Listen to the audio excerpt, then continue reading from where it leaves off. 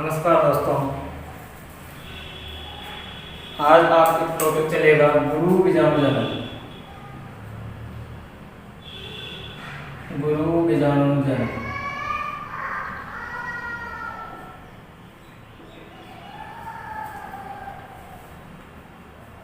यानी गुरु बीजाणुजनन किसे कहते हैं? यानी गुरु बीजाणु मात्र कोशिकाओं द्वारा गुरु बीजाणु के निर्माण को क्या कहते हैं? गुरु बीजाणुजनन कहते हैं। ठीक है, इसके बाद आती है प्रपशु कोशिकाएं।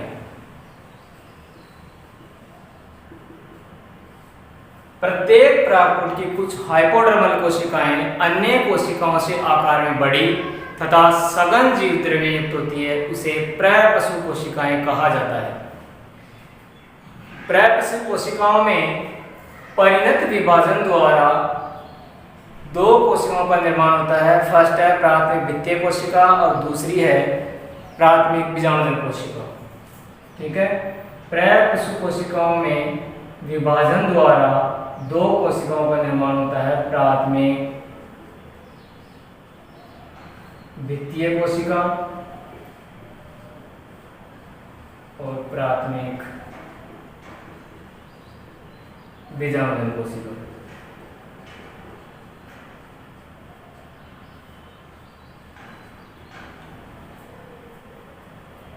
प्राथमिक बीजाणुजन कोशिका जो है, इसमें विभाजन नहीं होता है और यह केवल मात्र कोशिकाओं की तरह क्या करती है? कार्य करती है। मात्र कोशिकाओं की तरह कार्य करती है। ठीक है, वापस देखिए, गुरु बीजाणुजनन यानी गुरु बीजाणु मात्र कोशिकाओं द्वारा गुरु बीजाणु के निर्माण को क्या कहते हैं? गुरु बीजाणुजनन कहते हैं।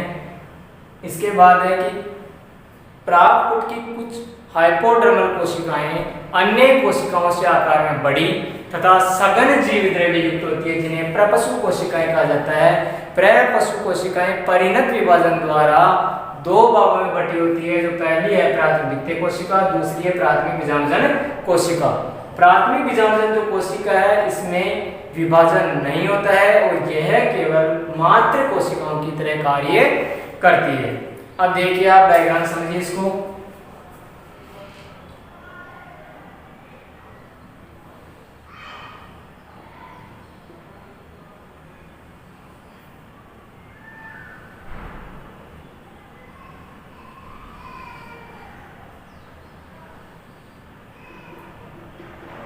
ठीक है, ये मान लीजिए प्रपशु कोशिकाएं हैं, इसमें विभाजन हुआ और विभाजन के द्वारा क्या होता है? इसमें ये विभाजन के द्वारा ये दो भागों में बटे, दो निर्माण हुआ।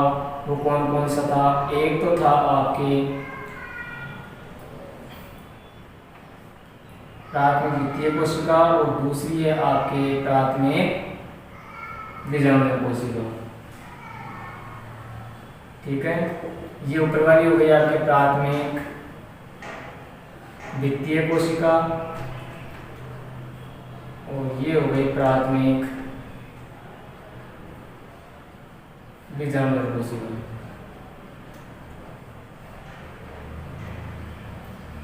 ये हो गया आपके न्यूक्लियस। ठीक है, न्यूक्लियस, ये बाह्य अध्यावरण और दूसरा है आंतरिक अध्यावरण, आंतरिक। ठीक है, देखिए यहाँ पे दो कोशिकाओं का विभाजन हुआ, प्राथमिक भित्तीय कोशिका और प्राथमिक बीजाणुजन कोशिका। इसके बाद जब विभाजन होता है, अब देखिए यहाँ पे ये जो बीजाणुजन कोशिका है, इसमें विभाजन नहीं होता है, केवल किसकी तरह कार्य करती है? मात्र कोशिका की तरह कार्य करती है। तो देखिए आप, ये हो गई एक मात्र कोशिका और यहाँ पे ये हो गया आंतरिक अध्यावरण और इसके बाहर हो गया बाहरी अध्यावरण।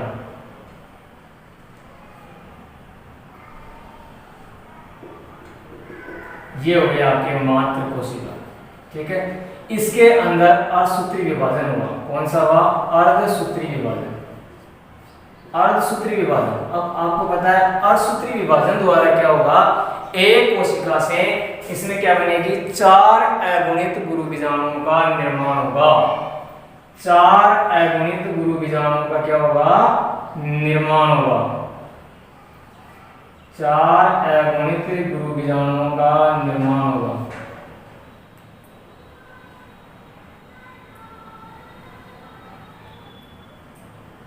ठीक है, देखिए ये 4 अगुणित गुरु बीजाणुओं का निर्माण हो गया। ठीक है, और ये कैसी व्यवस्था में होते हैं, ये रैखिक क्रम में व्यवस्थित होते हैं। और इसके बाद इसको, क्योंकि इनकी संख्या 4 होती है, इसलिए इसी को चतुष्क या टेट्राड भी बोला जाता है। टेट्राड, चतुष्क या टेट्राड भी बोला जाता है।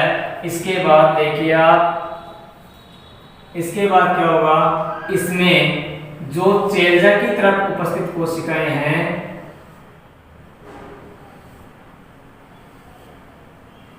चेल्जा कौन से है, ये वाला, और माइक्रोफिल हो गया ये वाला। अब देखिए आप, माइक्रोफिल की तरफ क्या होगी, और चेल्जा की तरफ किसका निर्माण होगा, चेल्जा की तरफ निर्माण होगा अपने पास में सक्रिय अगुणित गुरु बीजाणु का। सक्रिय अगुणित गुरु बीजाणु, और यहाँ पे हो जाएगी निष्क्रिय कोशिकाएं। माइक्रोफिल की तरफ कौन सी हो जाएगी, निष्क्रिय कोशिकाएं। वापस देखिए, गुरु बीजाणु मात्र कोशिकाओं द्वारा गुरु बीजाणु का निर्माण होता है। इसमें कुछ हाइपोडर्मल कोशिकाएं पाई जाती है जो अन्य कोशिकाओं से आकार में बड़ी तथा सघन जीवित द्रवित होती है, जो दो उसमें परिणत विभाजन द्वारा 2 कोशिकाओं का निर्माण होता है, प्राथमिक भित्ति कोशिका और दूसरी प्राथमिक बीजाणुजन कोशिका। प्राथमिक बीजाणुजन कोशिका के अंदर क्या होता है, विभाजन नहीं होता है, और ये किसी तरह करती है, मात्र कोशिका की तरह कार्य करती है। आगे डायग्राम समझिए आप, यहाँ पे है न्यूक्लियस में पाया जाता है, क्या पाया जाता है, एक प्रकुशु कोशिकाएं पाई जाती है, जो इसमें क्या होता है, 2 कोशिकाओं में बटी होती है, प्राथमिक द्वितीय कोशिका और प्राथमिक बीजाणुजन कोशिका। अब आपको पता है कि प्राथमिक बीजाणुजन के अंदर क्या होता है, इसमें विभाजन नहीं होता है। जब विभाजन नहीं हो रहा तो क्या होगा, यहाँ पे ये किसकी तरह कार्य करेगी, मात्र कोशिका की तरह कार्य करेगी, और मात्र कोशिका की तरह कार्य करती है तो इसमें मात्र कोशिका में क्या होता है, अर्धसूत्र विभाजन होता है, और अर्धसूत्र विभाजन द्वारा 4 अगुणित गुरु बीजाणुओं का क्या होता है, निर्माण होता है, जो रैखिक क्रम में व्यवस्थित होते हैं, जिन्हें टेट्राड या चतुष्क कहा जाता है। इसके बाद क्या होता है इसमें, इसके बाद हम देखते हैं कि जो माइक्रोफिल की तरफ जो कोशिकाएं हैं वो निष्क्रिय होती है, जो 3 कोशिकाएं पाई जाती है, और इधर चेल्जा की तरफ जो कोशिका होती है वो एक सक्रिय अगुणित गुरु बीजाणु पाई जाती है। और इसके द्वारा, किसके द्वारा, सक्रिय गुरु बीजाणु के द्वारा किसका निर्माण होता है, भ्रूण कोश का निर्माण होता है।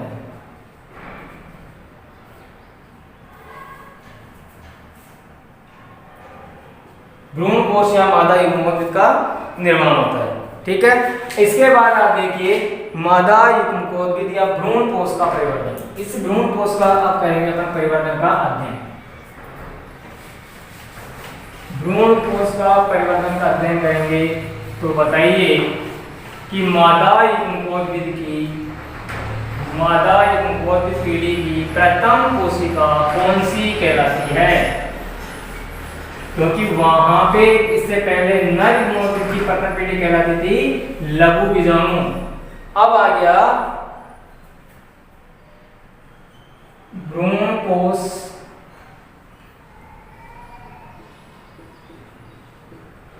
का परिवर्तन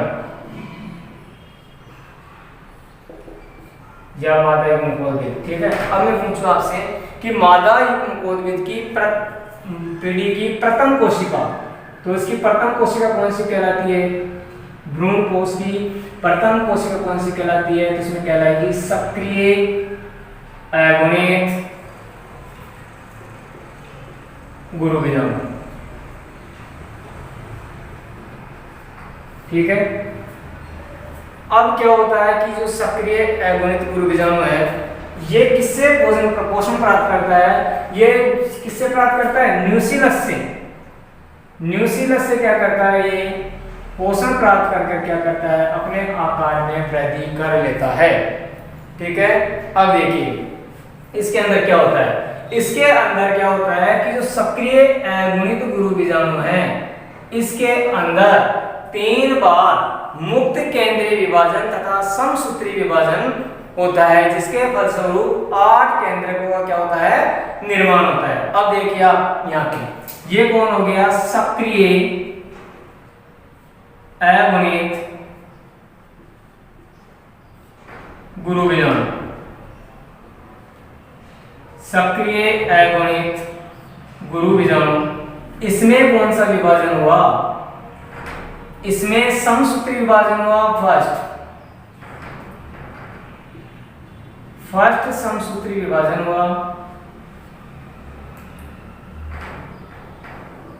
ठीक है, और इसके साथ कौन सा हुआ? केंद्रक विभाजन हुआ, केंद्रक विभाजन हुआ। इसके जैसे विभाजन हुआ तो समसूत्री विभाजन होते क्या होगा? इसमें इसका कितना का निर्माण हो जाएगा? 2 का निर्माण हो जाएगा। दोनों ध्रुवों पर कौन से हो गए? 2 केंद्रकों का क्या हो गया? निर्माण हो गया। इसके बाद लिख सकते हो आप 2 केंद्रकीय भ्रूणकोश। ठीक है, इसके बाद देखो सेकंड समसूत्री विभाजन होगा, और कौन सा होगा? केंद्रक विभाजन। देखो यहां पे क्या होगा आपके कि ये 2 कितने बन गए? यहाँ पे 2 केंद्रकों का निर्माण होगा। दोनों ध्रुवों पर 2 केंद्रकों का निर्माण हो गया। फिर होता है थर्ड समसूत्री विभाजन। थर्ड समसूत्री विभाजन व केंद्रक विभाजन। क्या हो गया? 2 से कितने बन गए? 4। दोनों ध्रुवों पर कितना हो गया? 4 केंद्रकों क्या हो गया? निर्माण हो गया। तो टोटल कितने हो गए? 8 केंद्रकों का निर्माण हो गया। यानी 3 समसूत्री विभाजन और केंद्रक विभाजन के द्वारा 8 केंद्रकों का क्या हो गया? निर्माण हो गया। ठीक है, अब देखिए आप यहां से दोनों ध्रुवों पर स्थित 4 केंद्रकों में से एक केंद्र कहां आता है? इसके मध्य में आता है और किसका निर्माण करता है? ध्रुवीय केंद्रक का निर्माण करता है। देखिए यहां से आया एक यहाँ पे और यहां से आया एक यहाँ पे, किसका निर्माण कर दिया? यहाँ पे आके ध्रुवीय केंद्रक का क्या कर दिया? निर्माण कर दिया। यहाँ पे 8 केंद्रकीय भ्रूणकोश है आपके। ठीक है, अब देखिए इसके अंदर लास्ट के अंदर जो है वो होगा अपने कोशिका विभाजन, सेल डिवीजन। ठीक है, जैसे ही कोशिका विभाजन हुआ तो इसके अंदर केंद्र के चारों तरफ क्या आ जाएगा? यहाँ पे कोशिकाओं का क्या हो जाएगा? निर्माण हो जाएगा। और देखिए आप ये कोशिकाओं का निर्माण हो गया। अब देखिए यहां पर शैलजा की तरफ जो कोशिकाओं का समुच्चय है यह कहलाता है आपके प्रतिमुखी कोशिकाएं या एंटीपोडल सेल्स। ठीक है, इसके बाद यहां देखिए माइक्रोफिल की तरफ जो कोशिकाओं का समूह है इसको बोलते हैं अंड समुच्चय। और एक अंड समुच्चय के अंदर 2 तो होती है सहायक कोशिकाएं व एक होती है अंड कोशिका। ठीक है, और ये कहलाता है आपके ध्रुवीय केंद्रक या द्वितीयक केंद्रक। ठीक है, यहां तक यानी केंद्रक कितने हो गए? 8 केंद्रक। और कोशिकाएं कितनी हो गई? 7 कोशिकाएं हो गई। 3 4 5 6 7। अगर हम अलग अलग देखें तो देखिए 7 कोशिकाओं का निर्माण कैसे हुआ कि एंटीपोडल जो सेल है, एंटीपोडल यानी प्रतिमुखी कोशिकाएं कितनी हो गई? 3। 2 हो गई सहायक कोशिकाएं। सहायक कोशिकाएं कितनी हो गई? 2।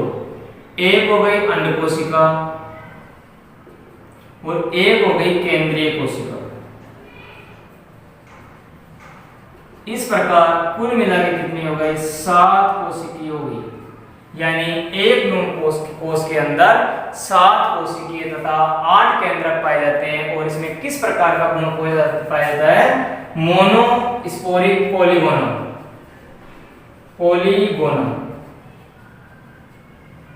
पॉलीगोनम प्रकार का क्या पाया जाता है? इसमें भ्रूणकोश पाया जाता है। ठीक है।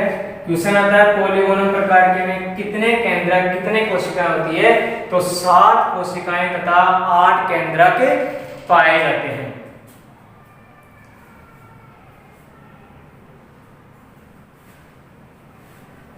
यहां तक आपका कंप्लीट हो गया।